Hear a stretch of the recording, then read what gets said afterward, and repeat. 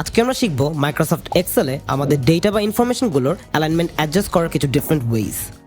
প্রথমেই আমরা আমাদের সামনে এই পুরো ডেটা সেটটা সিলেক্ট করে লোকেট করব আমাদের অ্যালাইনমেন্ট গ্রুপ।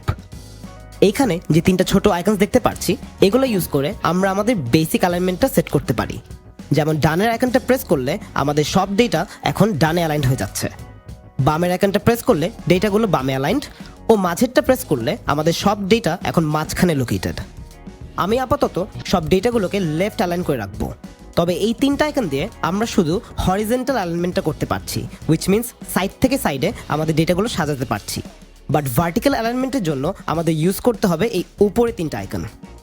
আমরা যদি A1 সেলটা সিলেক্ট করে প্রথম আইকনটা প্রেস করি, দেখো লেখাটা এখন নিচের থেকে উপরে চলে যাচ্ছে।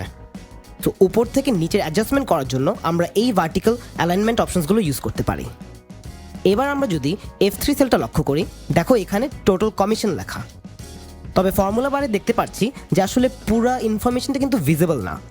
লেখাটা ভিজিবল বানানোর জন্য আমরা চাইলেই কলাম লেটারটার কাছে গিয়ে এই কার্সরটা চেপে ধরে রেখে ডানে মুভ করে ছেড়ে দিলেই দেখো কলামটা একটু চওড়া হয়ে গিয়েছে। এই প্রসেসটারও একটা শর্টকাট আছে। আমরা যদি চাই আবার কলাম লেটারটার কাছে যাব অ্যান্ড কার্সরটা হভার করে লোকেট করব। এবার ড্র্যাগ না করে সিম্পলি ডাবল ক্লিক করলেই দেখো এক্সেল অটোমেটিকলি আমাদের কলামকে হোয়াইট বানিয়ে দিচ্ছে। তবে অনেক সময় আমাদের এরকম কলামের লেন্থ অ্যাডজাস্ট না করে ইনফরমেশনকে ভিজিবল বানাতে হয়। ইন দ্যাট কেস আমরা এবার কলাম হেডিংসগুলো সিলেক্ট করব এবং অ্যালাইনমেন্ট গ্রুপে গিয়ে র্যাপ টেক্সট লেখার টুলটা সিলেক্ট করব। দেখো এক্সেল অটোমেটিকলি এবার উপর থেকে নিচে রোগুলোকে লম্বা বানিয়ে আমাদের ডেটাকে ভিজিবল করে দিল। হেন্স আমাদের আর কলামগুলোকে টেনে চওড়া বানাতে হচ্ছে না। এক্সেলে আরেকটা মজার অ্যালাইনমেন্ট টুল হচ্ছে দ্য ওরিয়েন্টেশন টুল। এই আইকনটা সিলেক্ট করলে আমরা দেখতে পাচ্ছি অনেক রকম ওরিয়েন্টেশন অপশনস। এগুলোর মানে কি? আমরা আবারও কলাম হেডিংগুলো সিলেক্ট করব, র্যাপ টেক্সট অপশনটা আনসিলেক্ট করে যাব ওরিয়েন্টেশন টুলে। এইখানে প্রথম অপশনটা সিলেক্ট করলে দেখো আমাদের কলাম হেডিংসগুলো এখন অ্যাঙ্গুলার ওয়েতে সাজানো। আমরা চাইলেই ওরিয়েন্টেশন টুলে এই রোটেট টেক্সট অপশনটা ইউজ করে হেডিংগুলোকে এখন ভার্টিক্যালিও সাজাতে পারবো। সো এক্সপ্লোর করে দেখো কোন ওরিয়েন্টেশন অপশনটা তোমার কাজকে বেস্ট স্যুট করে।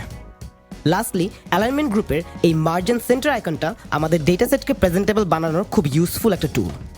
আমরা যদি এবার সেল A1 থেকে F1 পর্যন্ত প্রতিটা সেল সিলেক্ট করি অ্যান্ড প্রেস করি মার্জিন সেন্টার, দেখো সব সেলস এখন মার্জড হয়ে একটা বড় সেলে পরিণত হয়েছে এবং আমাদের মাস্টার হেডিংটা চলে আসছে একেবারে সেন্টারে। মার্জিন সেন্টার টুলটা আমরা ইউজুয়ালি এরকম হেডিংয়ের জন্য ব্যবহার করে থাকি।